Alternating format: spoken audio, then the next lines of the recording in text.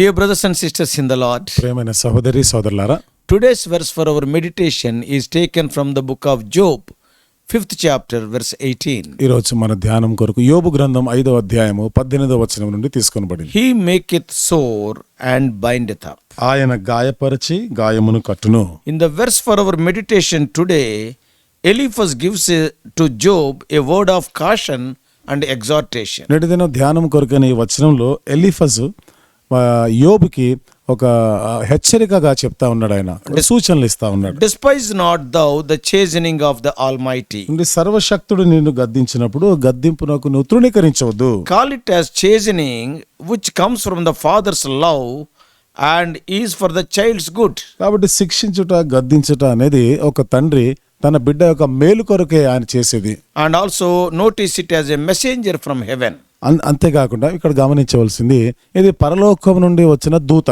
And it is a message. అదొక పరలోకం నుండి వచ్చిన వర్తమానం. Eliphaz also encourages Job to submit to his condition. Eliphaz యోబుకి ఇంకా ప్రోత్సహిస్తూ అంటాడు కదా, నీవు ఉన్న స్థితిని అది దేవునికి అప్పగించుకో అంటాడు. And you have to submit to his condition, God's conditions. అంటే దేవుని యొక్క దేవుడి షరతులకి నీవుగా లోపరుచుకోవాలి, అప్పగించుకో అంటాడు. A good man is happy though he be afflicted. కాబట్టి ఒక సత్పురుషుడైన వాడు బాధపడినా గానీ సంతోషంగా ఉంటాడు. Because he has not lost the enjoyment of God. ఎందుకనగా దేవుని ద్వారా పొందిన ఆ సంతోషాన్ని ఇంకా ఆయన కోల్పోలేదు. Because he knew very well that his title is in heaven. ఎందుకనగా తనకి ఆ పరలోకంలో తనకు ఉన్నటువంటి ఆయన యొక్క పేరు పరలోకం ఉందన్న సంగతి ఆయనకు తెలుసు. He is happy because he is afflicted. No, it is not like that. ఆయన మరి బాధలు అనుభవిస్తున్నాడు కదా, ఆయన సంతోషంగా ఉన్నాడని కాదు. But he will not feel for it. అయితే దాని గురించిన బాధ ఉండదు ఆయనకి. Correction mortifies his corruptions. దిద్దుబాటు అనేది తన ఉన్నటువంటి ఆ చెడుగును అవినీతిని అవి నాశనం చేస్తుంటాయి. And it will wean his heart from the world. It will separate his heart from the world. మరి లోకం నుండి తన మనస్సు తన హృదయాన్ని వేరు చేస్తుంది. And the difficulty draws him nearer to God. ఆ కష్టాలు దేవునికి మరింత దగ్గరగా తెస్తుంటాయి. And it will bring you and me to the Bible. మరి నిన్ను నన్ను అయితే బైబిల్ దగ్గరికి నడిపిస్తుంది. And that difficulties will bring you and I, even Job also, to our knees. ఆ కష్టాలు నీకు నాకు యోబునకు కూడా మనకి మోకాళ్ళ మీదకి తెస్తుంది. David's experience we read in Psalm 23:4. 23వ కీర్తన 4వ వచనంలో దావీదు అనుభవాన్ని మనం చూడొచ్చు. Though I walk in the valley of shadow of darkness, I'll fear no evil. Why? Because thou art with me. గాఢాంధకారం లోయలో సంచరించినను ఏ అపాయమునకు భయపడను, ఎందుకనగా నీవు నాకు తోడయుందువు. Though God wounds, yet he supports his people under afflictions, and in the due time he delivers them. దేవుడు గాయం చేసినా ఆ బాధలు అనుభవించే పరిస్థితిలో వాళ్ళకి ఆధారంగా ఉంటాడు, తగిన సమయంలో విడుదల కూడా ఇస్తాడు ఆయన. Making a wound sometimes is a part of the cure. గాయము చేయడం అనేది కొన్ని సందర్భాల్లో మన స్వస్థతకి గాయం అవసరం, అదొక భాగం. అది We all know the surgeries in our hospitals. మనందరికి తెలుసు కదా, హాస్పిటల్లో ఆపరేషన్లు చేస్తా ఉంటారు, శస్త్రచికిత్స చేస్తుంటారు. Before operating a person, ఒక వ్యక్తికి ఆపరేషన్ చేసే ముందు, before removing the unwanted element from our body, మన శరీరంలో నుండి అనవసరమైనటువంటి ఆ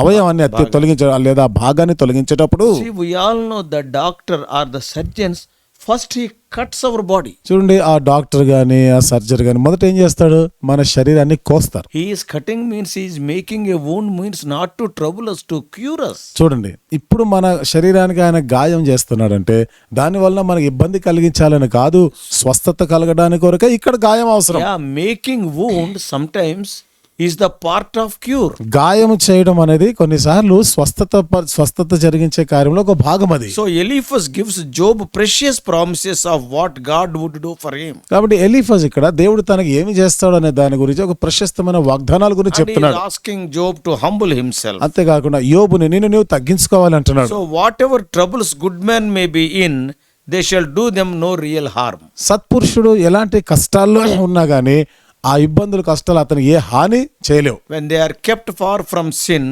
they are kept from the evil of trouble. వారు పాపం నుండి దూరంగా ఉన్నప్పుడు ఏదైతే కీడు సంభవిస్తుందో అవి వాళ్ళకు దూరంగా ఉంటాయి. And if the servants of Christ are not delivered from the outward troubles, they are delivered by them. క్రీస్తు సేవకులైన వారు వెలుపటి ఇబ్బందులు కష్టాల నుండి విడిపించబడకపోతే వాటి నుండి విడుదల పొందుతారు.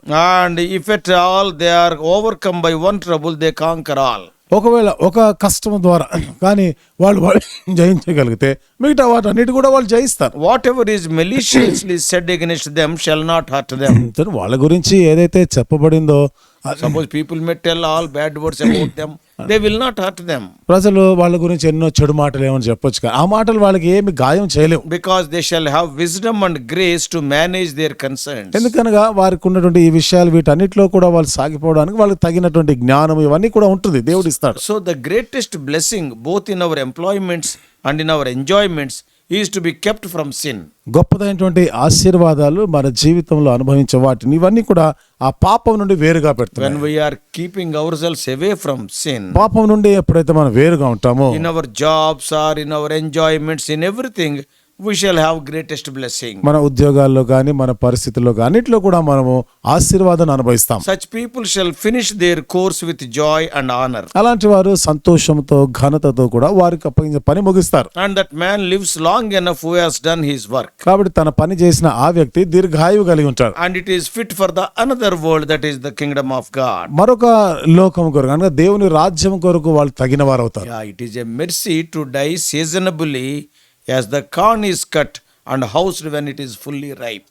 చూడండి, ఎప్పుడైతే ఆ ధాన్యము దాని కాలం ప్రకారం ఋతువుల ప్రకారంగా ఆ కోతకు వస్తుందో చూడండి, అది ఎంత కనికరించబడతా ఉంటుందో. It is a mercy to die seasonably, and that is living long life, and in the right time dying it is a blessing. కాబట్టి మనము మరి ఆశీర్వాదాలు అనుభవిస్తూ మన కాలం వచ్చినప్పుడు ఆ తగిన సమయమందు మనం మరణించుట ఇవన్నీ కూడా ఆశీర్వాదం. Then there will not be any suffering any longer. అప్పుడు ఇంకేమాత్రం కూడా మన శ్రమలు బాధలు అనేవి ఉండవు. We all know our times are in God's hands. మనకు తెలుసు కదా, మన కాలగతులన్నీ కూడా దేవుని వశంలో ఉన్నాయి. It is good they are like that. కానీ ఆ విధంగా ఉండడం ఇది ఎంత మంచిది అది. So believers are not to expect great wealth, long life, or to be free from trials. విశ్వాసులైన వారు గొప్పదైనటువంటి సంపద గాని లేకపోతే మన కష్టాలు ఇవన్నీ ఉండకుండా ఉండడం ఇవి ఆశించడానికి లేదు.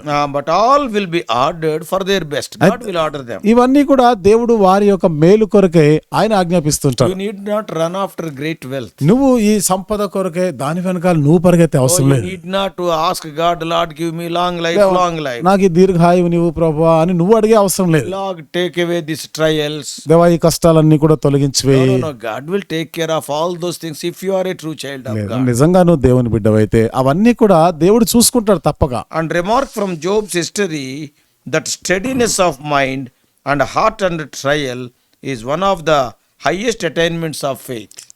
యోబు జీవితంలో గుర్తించదగినటువంటిది ఆయన స్థిరమైనటువంటి మనస్సు కలిగినటువంటి వాడు.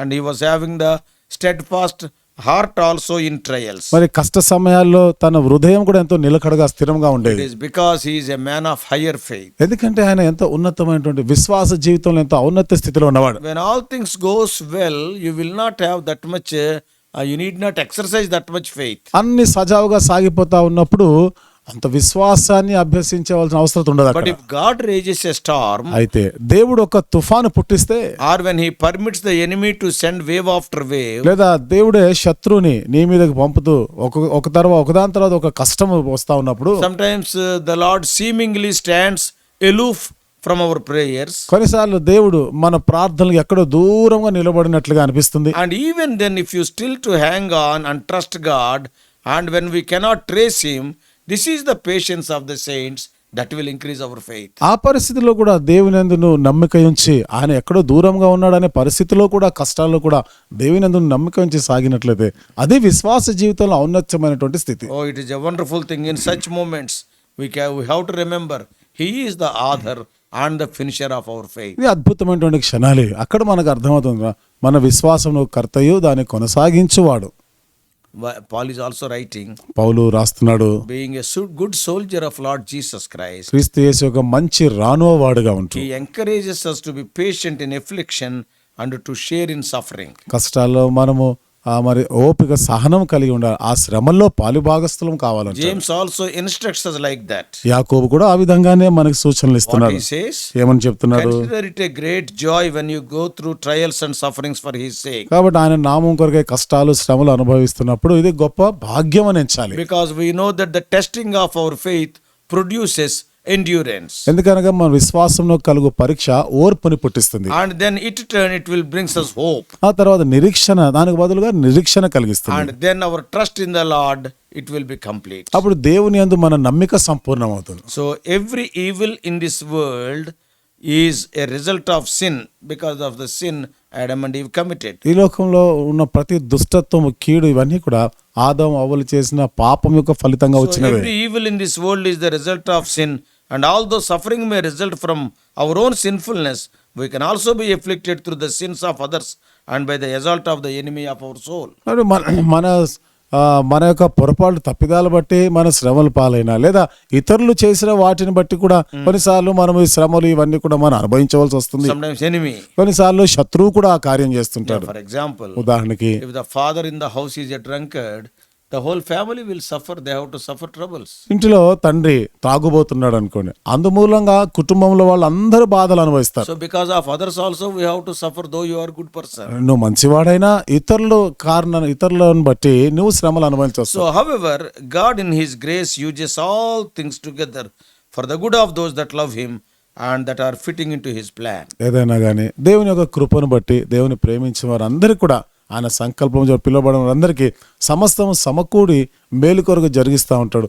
ఆయన యొక్క ప్రణాళికలో మనము తగిన వారంగా చేస్తారు. Suppose if you are going in the wrong way when we are at fault, the God's hand of chastening may be to correct us. ఒకవేళ మనం తప్పుదారిలో వెళ్తున్నాం అనుకోండి, మరి దేవుడు మనల్ని శిక్షిస్తున్నాడంటే మనల్ని సరి చేయడానికి, Suppose if సరిదిద్దడానికి. you are going in the right way, the Lord's hand of chastening it is not for our correction but to refine us. ఒకవేళ మనం సరైన మార్గంలోనే ఉన్నాం, అయినా దేవుడు మనల్ని శిక్షిస్తున్నాడంటే ఇక్కడ మనల్ని ఆయన శిక్షించాలనేటువంటి ఉద్దేశం కాదు, మనల్ని ఆయన శుద్ధీకరిస్తా ఉన్నాడు. And he wanted to make us fine gold. మనల్ని ఆయన మేలిమి బంగారముగా ఆయన చేయాలని, It is to strengthen our faith మన విశ్వాసమును బలపరచడానికి, అది and to establish our hope in him. ఆయన యందు మన నిరీక్షణని స్థిరపరచడానికి. So although his entire argument contains many flaws and identifies Eliphaz as a carnal believer with certain legalistic leanings, ఆయన వాదనలో ఎన్నో పొరపాట్లు ఇవన్నీ ఉన్నా కానీ ఎలీఫజుని మనం చూస్తూ ఉంటే ఆయన చేసేటువంటి పనులు లేదా ఆయన words are like the words of a carnal believer.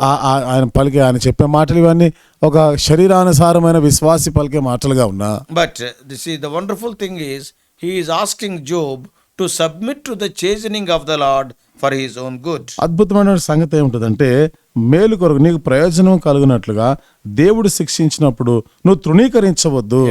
Don't rebel against God even in your heart. నీ హృదయంలో అయినా గానీ దేవునికి విరోధంగా తిరుగుబాటు స్వభావం నీకు రావద్దు. So dear brothers and sisters, కాబట్టి ప్రియమైన సోదరి we సోదరులారా, may not understand in our lives why we are experiencing certain problems and pains. మన జీవితాల్లో ఆయా సమయాల్లో సమస్యలు, వేదన, బాధలు ఎందుకు వస్తున్నాయో అర్థం కాకపోవచ్చు. Sometimes we do not understand. కొన్నిసార్లు మనం అర్థం Why this చేసుకోలేకపోవచ్చు. problem to me? నాకెందుకు ఈ సమస్య వచ్చింది? But if we are willing to submit to his chastening hand and trust in the Lord with all our heart, even when we don't understand, we will discover that he has tried us. అయితే దేవుడు శిక్షిస్తున్నప్పుడు మనము తృణీకరించకుండా, తిరుగుబాటు చేయకుండా ఆయన ప్రేమగల హస్తాలకు మనం అప్పగించుకున్నప్పుడు, ఆయన యందు మనం నిలిచి ఉన్నప్పుడు ఆయన మనకు మేలు చేయవాడు ఉన్నాడు. And he will try us and we will come out as pure gold. ఆయన మనల్ని శోధించి మనల్ని శుద్ధీకరించినప్పుడు మనం శుద్ధ సువర్ణము వలె మారుతాం. That will be for our eternal benefit. ఇది మన నిత్యమైన ప్రయోజనం Oh, కొరకు that is for his greater praise and glory. అది మరింత ఎక్కువగా తర్వాత దేవుని స్తుతించడం, ఆయన మహిమపరచడానికి So కారణమవుతుంది. please remember, కాబట్టి దయచేసి గుర్తుపెట్టుకోండి, many times as believers we face troubles from 3 directions. అనేక సార్లు విశ్వాసులుగా 3 కోణాల నుండి, 3 దిశల నుండి సమస్యలు ఎదుర్కొంటాం. One is because of our waywardness. ఒకటి మన యొక్క తిరుగుబాటు స్వభావాన్ని బట్టి, Sometimes we go out of the way. అంటే కొన్నిసార్లు మనం దేవుని మార్గాన్ని విడిచి వెళ్ళిపోతాం. And God allows some troubles to correct us. అప్పుడు దేవుడు మనల్ని సరిచేయడానికి కొన్నిసార్లు ఇబ్బందుల్ని అనుమతిస్తాడు. Sometimes we face troubles because of others. కొన్నిసార్లు ఇతరులను బట్టి మనం ఇబ్బందులు ఎదుర్కొంటాం. They are not good people. They are suffering because we are with us. We have to suffer.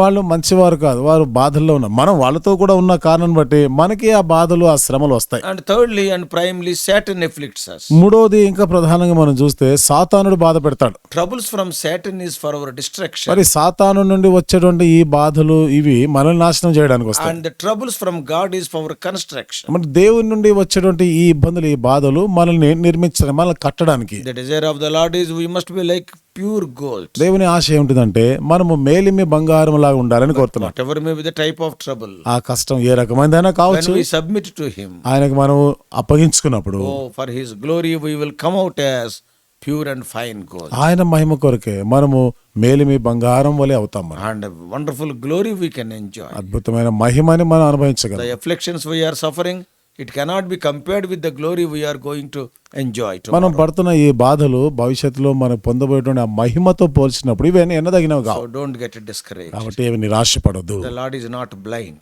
దేవుడు ఏమి అంధత్వంలో లేడు. ఆయన He is seeing what you are going through. నువ్వు ఏ పరిస్థితి గుండా వెళ్తున్నావో అన్ని చూస్తా ఉన్నారు ఆయన. Let us pray. ప్రార్థన చేసుకుందాం. Loving Heavenly Father, ప్రేమగల మా పరలోకపు తండ్రి, we thank you for the lives of people like Job. యోబు లాంటి ప్రజల జీవితాన్ని బట్టి వందనాలు చెల్లిస్తున్నాం. Without their fault, they suffered a lot. ప్రభా వారి ఏ పొరపాటు లేకుండా నేను శ్రమలు But అనుభవించినారు. at the end, we can see they enjoyed the double blessing. అంతంలో మనం ప్రభా మరి మేము చూస్తున్నాం రెండింతలు ఆశ్రయించబడ్డట్టు. Help us not to grumble, O Lord, when we are going through troubles. కష్టాలు గుండా వెళ్తున్నప్పుడు సనగకుండా ఉండలాగానే చేయండి. If we are going in the wrong way, it is for our correction. If we are going in the right way, the trouble is for our improvement, strengthening in our faith. తప్పు మార్గంలో పోతే సరిదిద్దడానికి, సరి అయిన మార్గంలో ఉంటే ప్రభా అది మమ్మల్ని ఇంకనూ బలపరచడం, మా విశ్వాసంలో వృద్ధి పొందించడానికి Help us అనుమతిస్తున్నారు. to have this positive thinking. ప్రభా ఈ సానుకూలమైనటువంటి ఆలోచన కలిగి ఉండేలాగా సహాయం If చేయండి. any one of our dear ones are going through troubles like this, ఆ ప్రియులు ఎవరైనా ఈ రకమైన కష్టాలు గుండా వెళ్తున్నట్లయితే help them to understand the plan of God for their lives. ప్రభా వారి జీవితం కొరకైన దేవుని ప్రణాళిక ఏమిటో అర్థం చేసుకునే దానికి సహాయం Bless చేయండి. them doubly. దేవా వారిని రెండింతలుగా ఆశీర్వదించండి. In Jesus' precious name we pray. యేసు ప్రభు వారి అమూల్యమైన నామములో ప్రార్థించి వేడుకుంటున్నాము తండ్రి. ఆమేన్.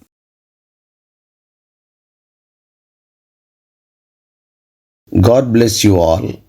Please subscribe for more spiritual messages to the YouTube channel John Victor Telugu Messages.